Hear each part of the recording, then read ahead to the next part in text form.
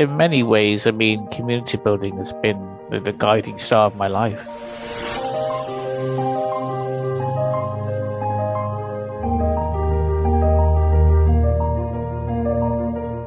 It turned my life upside down in an enormously beneficial way in so many ways.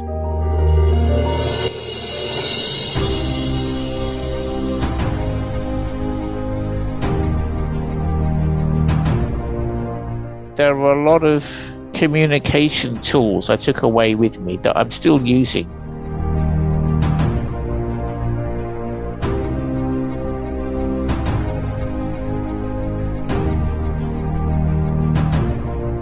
CB gave me my most profound spiritual experiences.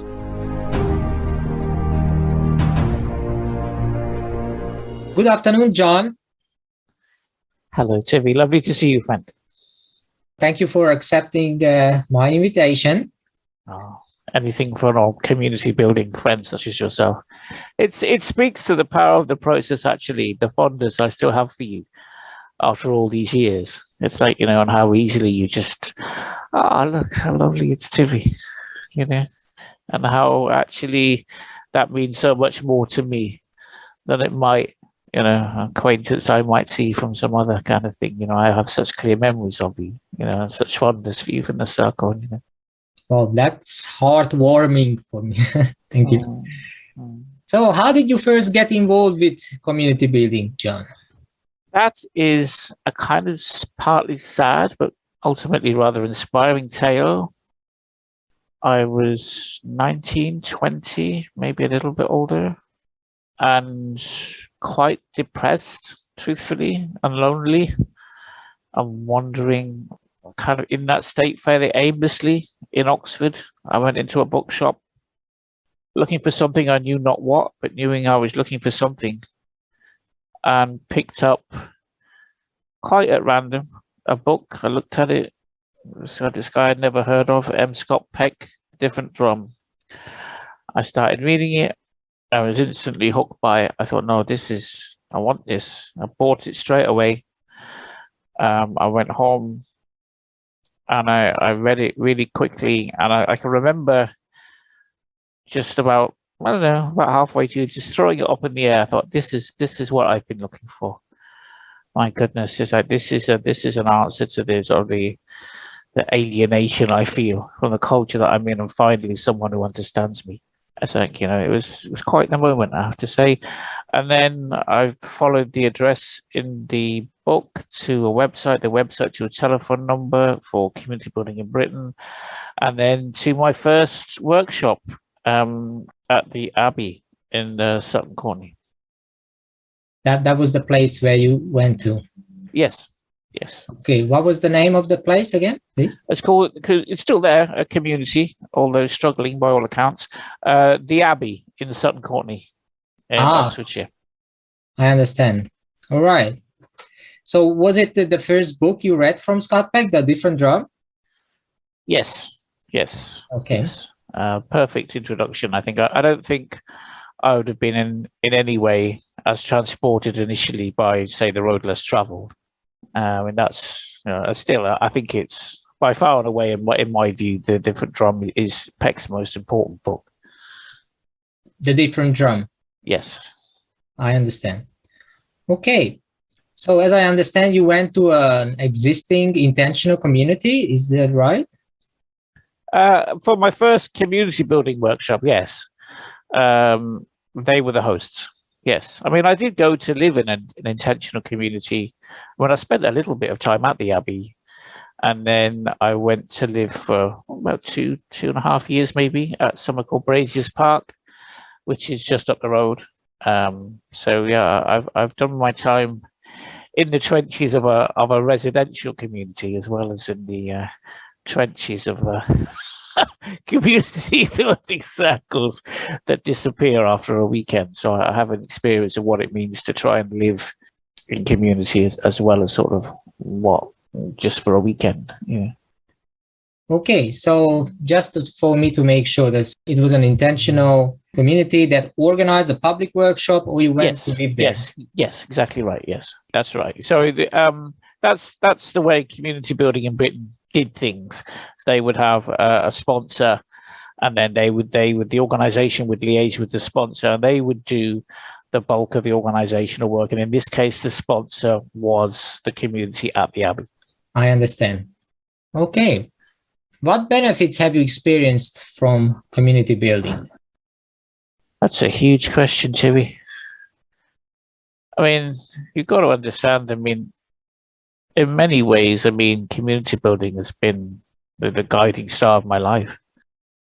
It turned my life upside down in an enormously beneficial way in so many ways. I mean, if I could rephrase the question slightly, I would say, I mean, what insights did I get from it? So what insights, what affirmations in a way? I mean, just to go back to your opening question, I mean, when I initially encountered it, the initial insight I got was that, oh, it's not me that's wrong.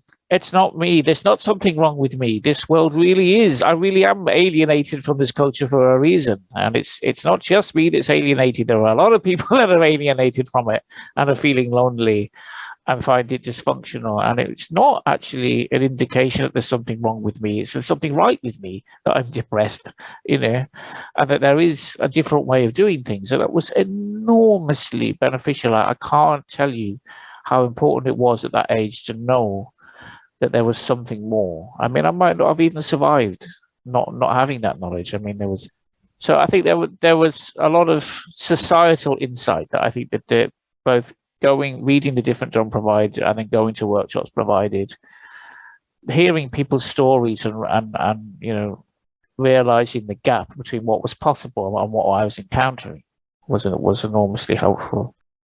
I think there were a lot of communication tools I took away with me that I'm still using, you know, in my current relationship, you know, 30 odd years later on a daily basis. So, you know, the skill of emptying, the capacity not to be fazed by a bit of a chaotic interaction.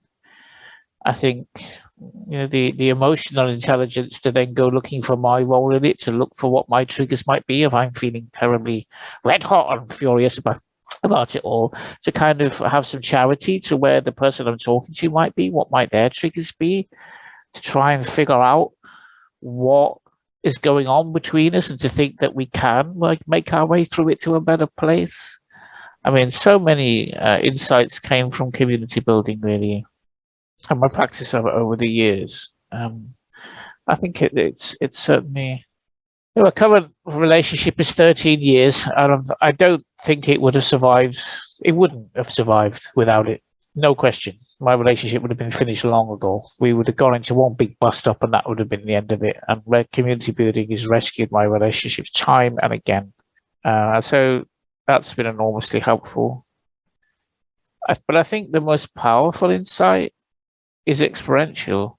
And this isn't talked about so much in the promotion of community building, but it's spiritual. It was CB gave me my most profound spiritual experiences that came from the meditative process of emptying, and the experience of being joined by spirit, of feeling a spirit join a group where you had enough of a collective emptiness in the group so that spirit could, you know, come through me, and you could feel the change in the room as spirit joined the group. I mean, that was, it's a cliche to say it was life-changing. I mean, it was like, you know, I don't think I've ever recovered from those moments. It's like, you know, I still have occasional moments like that, glimpses, you know. So I'm still practicing building community with close friends, and we still have moments like that. So probably a lot more I could say, but I mean, you get the picture, I think. I mean, it's had an enormous impact. So, you know. All right, thank you. So as I understand, are you part of an ongoing group right now? Well, I would call my relationship an ongoing group. I'm not part of a 5 or a 6 at the moment.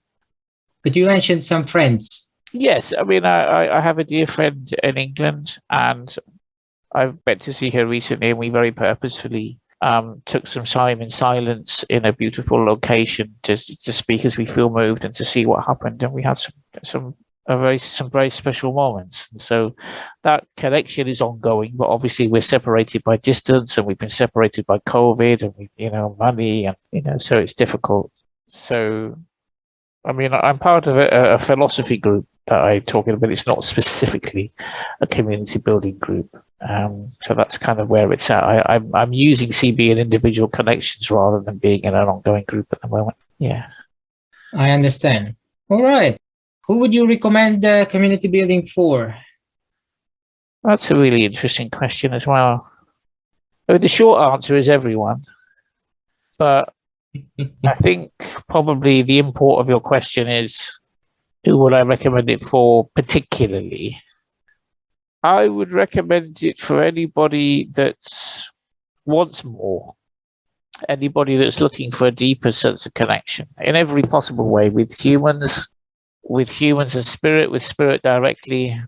I'd recommend it with anybody who is frustrated by the paucity of their dialogues with people. If they find them shallow, if they find them kind of formulaic, I would encourage them to think that they're probably right, that they probably are shallow and formulaic, and that it's not your fault, and that there are places you can go with people that are willing to take more risks and to be more vulnerable and to be a bit messy with each other.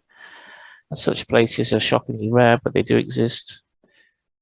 I would recommend it for anybody who's just trying to, develop some listening skills. And I think it's really helpful as well in giving you to anybody who's just feeling a bit lost, because I think in particular it can teach you the difference between people that are willing to engage with you and the people that aren't. And then on those few people that are willing to engage and are capable of it, you can invest a lot of time. And the people that aren't willing and aren't capable, you can say, you know what, that's very sad, but I'm going to move on and thank you very much. And we'll just keep our conversation at a level because that's the best we can do. So I think it's worth saying that I think there's some people it's not for. So I'd probably like to say that. I think you need to be I wasn't in a particularly robust condition when I met community building, so how much do I even believe in this? But I think you need to be of a fairly robust position to be able to really engage with community building. And I think if you're struggling with mental health issues, I would approach CB with some caution. It can be a bumpy ride, unnecessarily so. And that's fine. But that's the only caveat I would issue. And when saying it's for everyone, it's nearly for everyone, I would say.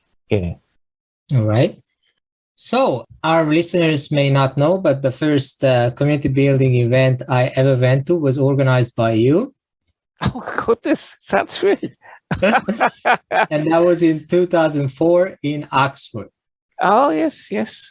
So can you share a little bit about organizing workshops, or how did it happen back then in the UK, and any experiences, insights you have gathered with your activity? Goodness, I mean, it's a long time ago, and the world has changed. The big problem with running community building workshops or trying to run them is, how do you promote them? And it is extraordinarily difficult. It was extraordinarily difficult then. It's even more difficult now. Back then, at least, you had Scott Peck's sort of star was declining, but he was still relatively well known, and people were still buying his books, and they were still being funneled towards CB, and there was still an ongoing, existing network for community building in Britain. And so you had that to lean on. If you're trying to promote it cold, the difficulty really is what you're up against. You're up against a lot of workshops that shamelessly, I think, seek to fluff people's egos and promise things that they ought not to promise, in my view. Like back in the day, everything is social media now, obviously, and kind of like, and it's, here we are. But it's like, back then it was more a function of your network and about putting up posters and maybe placing adverts here and there and trying to get around to give talks and stuff like that. But the difficulty is that, a lot of the workshops that you're up against, particularly now, They seek to kind of promise you how they will fluff your radiant majesty to the world, how it will be so marvelously transformative, and all the other kind of silly things that they promise. And community building cannot do that, and it shouldn't do that. Because the work of community building begins with the group, and something enormously transformative may happen, as happened with me. And you know what? It may not. And the work of that is your work. It's like, I'm not going to come as a guru and tell you that I am going to supply this to you. It's totally dishonest. And so it's very difficult. I think such advice as I would have would be to be as honest as you can. And probably, I think with a great deal of hindsight, I think you have to say, well, what's in it for them? And I think that the two things I would focus on would be communication skills. But if I could swiftly quote Napoleon Bonaparte regarding the recruitment of soldiers, a man does not have himself killed for a halfpence a day or for a petty distinction. You must speak to the soul in order to electrify him. So if you want to sell community building, you have to speak to people's soul. You have to say, so I would emphasize very strongly the spiritual connection and the connection of framing it as a relational meditation between people and with spirit. And I think CB promotion hasn't always been very good at that, I don't think. Beyond that, I think you need a fairly thick skin, but that's just life. Okay. How and where did you find participants yourself back then? As I say, from my own network, so you need to try and comb the networks that you're in. I mean, I was part of the Five Rhythms dance community at the time. I knew people from intentional communities, friends. I mean, as I say, it was a different world back then, to be really. I used to put up a lot of posters locally. I used to give little talks. In the past, I have participated and helped out in taster sessions. I'm not sure how useful they are, to be honest. You also used to have a website, right? Or at least I CBW had a website, and I did host it and edit it for a while. Yes, certainly. Certainly that helps. But I mean, you've got to having a website is easy. Getting people to look at it is not. It's like, anybody can have a website. It's like having a book in the world's biggest library. You need people to come and look for that book. I think that in a way, it's almost pointless talking about how it was done in the past. It's totally changed now.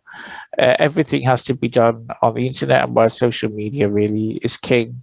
And I think you need to hit them all. I think you need to hit YouTube. I think you need to hit Instagram. I think you need to hit Facebook, TikTok, you name it. Anything that can get it out there. I've no experience of doing that directly. I mean, I have to say, worth saying, I have facilitated community building workshops as well. I'm just not an organizer of them. So, but it's a long time since I've tried. I had a go at trying to market CB here in Ireland and wasn't successful. So I'm willing to have I still have a website for CB here in Ireland. I'm willing to have another go. But it's almost quite a painful question for me, Timmy, to be honest with you, because marketing community building in the current climate, particularly when so much is geared towards safety, I think, and not offending people, as that seems to be the current craze at the moment. You must risk offending nobody, and nobody must feel a little bit scratchy at the end of a workshop. And oh dear, how sad, it is very, very difficult. But I think you would need a very competent online strategy, I think, now. Yeah, I can relate to all you have said, but because I have also tried myself, and this interview is one part of the efforts we are doing. So, okay. So my next question would have been, did you ever get frustrated while trying to pull a CB event off? Yes, it's endlessly frustrating, but you just have to roll with that. It's not just that. That's not restricted to community building events. I've run dance events. I've put community building and dance together. And when you're dealing with a big pool of people, or people will book and then they'll cancel at the last minute, and then they'll send a deposit and then they won't come, or I don't know, that's just life. It's just what people are like. You have to roll with that. I think it is enormously frustrating to have to be pitched against facilitators, and I use that word advisedly, who market workshops that cynically, in my view, try to fluff people's egos and promise things they ought not to promise, and you're trying to be honest and to say, well, and also bear in mind that another problem with another challenge for trying to market community building is the length of time it takes. So you can't do it in an afternoon. It just doesn't work. It's like you need a weekend, absolute minimum. And I believe 6 days is better, personally. And my best experience of community building were over 6 days. I mean, that's a tough ask. It really is. And so, yeah, I do think if you're going to get people to come, you need to speak to the soul, and that is a tough ask, but it is what it is, All right. Have you tried online CBWs, like over Zoom yourself? Not specifically a CBW as such. I did join an ongoing community building group for about 8 weeks, 8 sessions, that was run by someone from the community. So I have some experience of it. Yeah, a little bit, I would say. Okay. Any remarks on the differences between the live and online? Well, the online tend to be short, a couple of hours a week, and then we have another couple of hours. I mean, I was a bit surprised. I was struck at how well it worked, actually. I think it worked in part because all of the participants had been in CB circles before. Obviously, you're missing a lot of the bodily cues. You're missing the body language, and you're not physically there. But still, I enjoyed it. I was surprised about how well it worked. It gives the facilitator some tools a physical gathering would not have. Like you can shut up a participant if you want to by just muting them. It's like, and it's like, that has to be tempting. And like, it gives you a range of, I wasn't facilitating, I was just participating. So there's that. It was interesting. I think it was, a solution for troubled times during COVID. It's not something that I think is ideal, but it's a whole lot better than nothing for sure. All right. Thank you. So you've mentioned, I didn't know about that you are also a facilitator. Who trained you? Can I ask that? Well, in part, I've done some facilitation training with CBIB, but my overarching facilitation training was with an organization which, to my knowledge, is now mostly defunct. The Institute for the Development of Human Potential, which traces its origins right back to the beginning of the sort of humanistic psychology movement, John Heron and all that, right back to the 70s. I did a training over 2 years with them. I think I'm right in saying that my group was the last ever group through, for reasons because it proved their focus was heavily on the group dynamics. So I hope so it wasn't specifically CB training, and so what I did was to take a more generic facilitation training and what I'd got from CBIB and my experience of it, and pair up with some other facilitators, and so I would never. I have actually facilitated on my own, but I wouldn't recommend facilitating CB on your own ever. I think it's extremely difficult. I have done it in a small group. I don't think it's a terribly good idea at all. So all of that. But again, in these troubled times, I think we were the last group through, and essentially the program was shut down after I went through it, and on the basis that it was too difficult and kind of too dangerous. It had exposed the organisation to too many lawsuits and blah blah blah, and one person threatened to take that organisation to court that was in my group. She dropped out quite quickly, but so that was my route into it. Yeah. All right. What qualities, traits do you think someone would need to become a good facilitator? It's a good question. Mainly for community building, I would. For community building, I think there are a lot of overlaps, but for community building specifically, I think you need.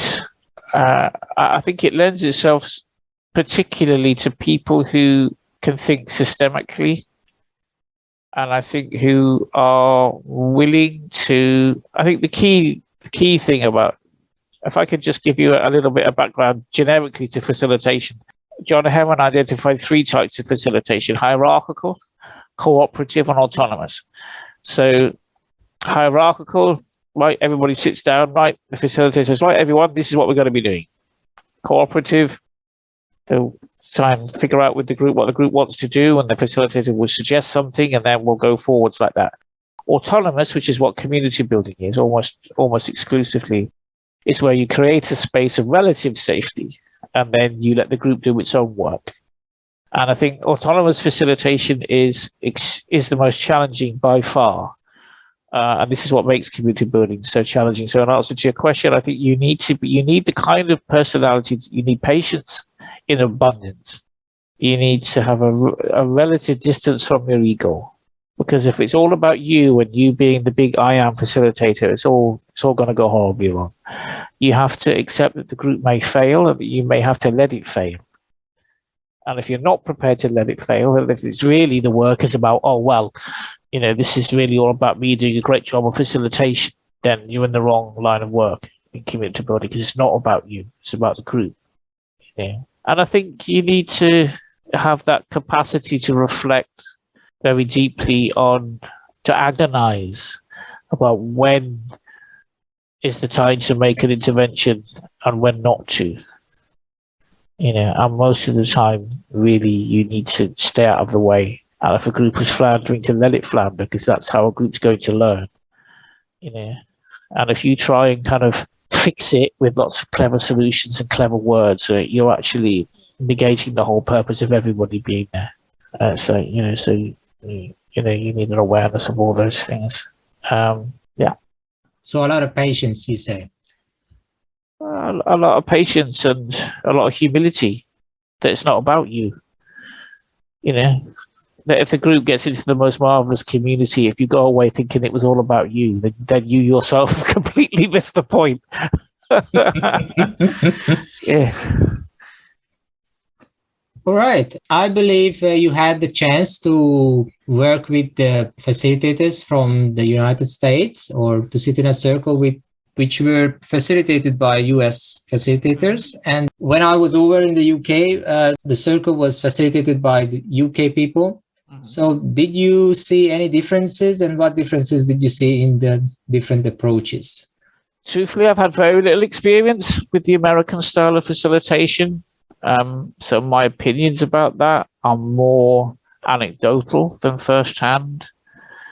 So take this with a pinch of salt, but my overall impression is that the American facilitation style was more interventionist, that they were more willing to make interventions, and that the British style was much more autonomous and will stay out of the way, but sometimes at cost. I think the reason for that is partly historical. I think a lot of the facilitators in the States were already facilitators from within the humanistic psychology movement, and they had a certain way of operating, which they then brought to community building. Whereas I think a lot of the facilitators of community building in the UK were not. They were not trained in any. Didn't come from the humanistic psychology movement. They didn't have any prejudices to bring, except that which came from community building itself.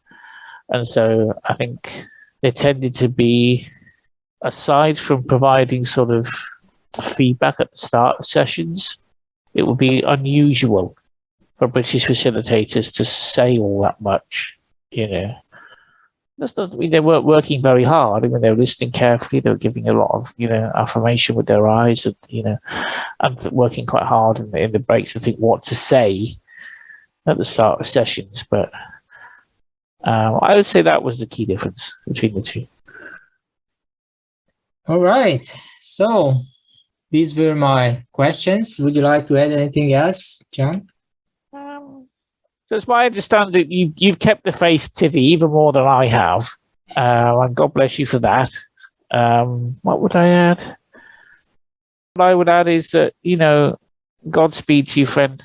And if I can help in any way, of course I will. That in these troubled times, I think far from losing its relevance, I think community building is more relevant than ever. I'm not, it has to be said, an evangelist for all of the technology, although I think it's by far and away the most useful technique I've come across. I mean, I've come across many, like nonviolent communication and this and that, and ultimately I always swing back around to community building again. I yearn for the wide open spaces of it. I can't really get my head around NVC after CB. It just seems to gunge up the works more than help, in my view. I would encourage anybody watching this, if you're interested in community building, to follow that interest up. You will be rewarded more than you can possibly imagine, but the work of it is yours. It doesn't belong with the facilitation team. All right. So thank you once again for taking the time, John. Welcome, friend. Anytime.